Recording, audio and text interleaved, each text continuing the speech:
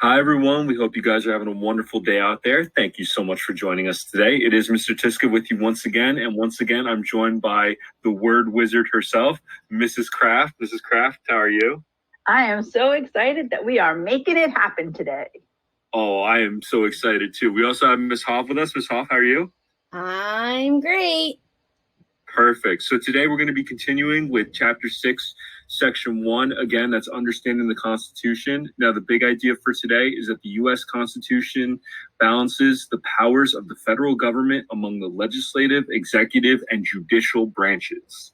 And the main ideas that we're going to discuss in this chapter are that the framers of the Constitution devised the federal system, the legislative branch makes the nation's laws, the executive branch enforces the nation's laws, and the judicial branch determines whether or not laws are constitutional. With main idea 1, the framers of the Constitution devised the federal system. So a federal system actually divides up the power between the states and the federal government. So this way, nobody had too much power, which was one of the biggest concerns that the citizens of the country had at the time, because they had been bullied by the king and all of his power. So we had to make sure that that didn't happen again. So they actually divided powers up. Certain powers were assigned to the national government. So making money was something that could only be done federally. So New Jersey didn't have New Jersey money anymore, and Connecticut didn't have Connecticut money. We now had United States American money. Powers kept to the states were reserve powers, and they governments and had to have school boards and local elections. And then there was something called concurrent powers, where you had both the federal and the state governments did it. So that's why we pay income tax at a state level and at a national level, because both federal and states can pass taxes. And then, of course, our founding fathers had the foresight to know that they would not know everything that could potentially happen. So they created the Elastic Clause, which said that Congress had the power to do whatever they deemed necessary and essential to run the government. And that was how they took care of things that they didn't see coming.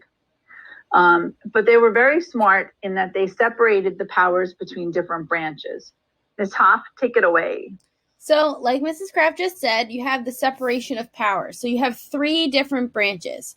You have the legislative branch, who make the laws. You have the executive branch, who carry out the laws, and the judicial branch, who interpret the laws. Then we're going to talk about the legislative branch today. So with main idea number 2, the legislative branch makes the nation's laws, we have Mr. Tiska. Thank you, Ms. Hoff. So the legislative branch is talked about in Article 1 of the Constitution. And whenever you guys hear the term legislative branch, that's Congress. And Congress is what we call bicameral, which means it has 2 parts. The first part is known as the lower house, that's the House of Representatives. And then the second part is the upper house, that's the Senate. Now, in the House of Representatives, there are 435 members, and the number for each state is determined by the state's population. So just for an example, California, which is one of the most heavily populated states, is going to have more representatives in the House of Representatives than, say, Montana, because California has a larger population than Montana. Each member in the House of Representatives represents a particular district within his or her state.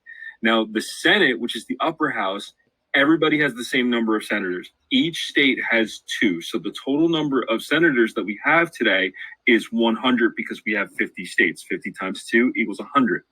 Now, both senators represent the state as a whole. Just so you guys know, a member of the House of Representatives serves for 2 years and a senator serves for 6 years. Now, in the House of Representatives, the leader of the House of Representatives is known as the Speaker of the House. Just so you guys know, the current Speaker of the House is a woman by the name of Nancy Pelosi. She is a representative from California. And then in the Senate is actually led by the Vice President, Mike Pence. However, the vice president also has a lot of other things to do, so he's not there most of the time. So in his place, we have a position called the President Pro Temp, which is currently occupied by Chuck Grassley of Iowa, and they kind of handle the day-to-day business.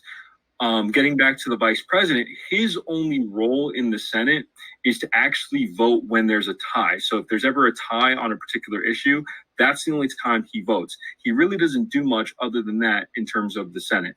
Now, if you want to be a member of the House of Representatives, you must be at least 25 years old. You must live in the state where you were elected.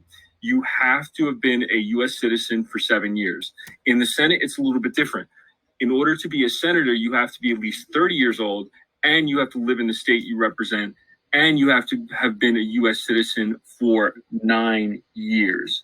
Now, the main job of Congress, just so we're clear, is to make the country's laws.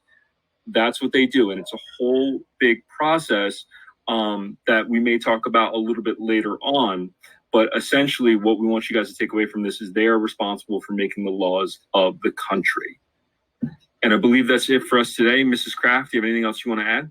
No, great job, everybody. Ms. Hoff, anything? Nope. Have a wonderful day. Have a fantastic day. We'll talk to you guys soon.